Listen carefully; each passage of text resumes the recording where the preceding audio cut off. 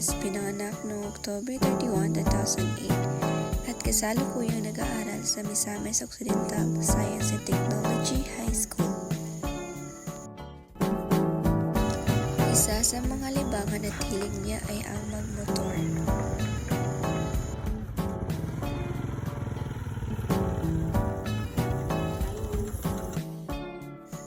Siya ay anak ni Ginang Dorina Banyares at Ginoong Jennifer Banyares. Siya ay bunso sa magkapatid.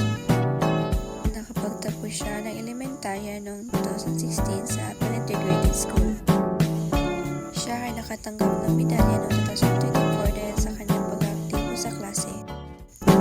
Mahilig din siyang sumali ng mga sayaw katulad ng Cytic Moves Championship sa Inugong Festival Hakot Award. Mahilig din siya mag-TikTok kasama ang mga kaibigan.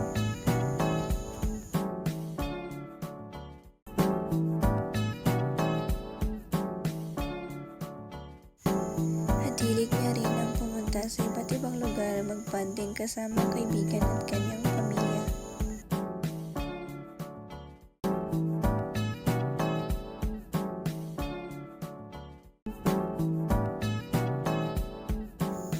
At paglaki niya ay gusto niya maging criminology, pero gusto ng kanyang mga magulang ay magguro muna bago mag-cream. Pagsurpresa sa pamilya ay siyang makapaglambot ng kanyang puso.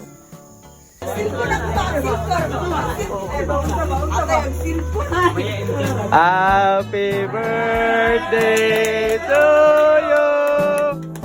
Happy birthday to you.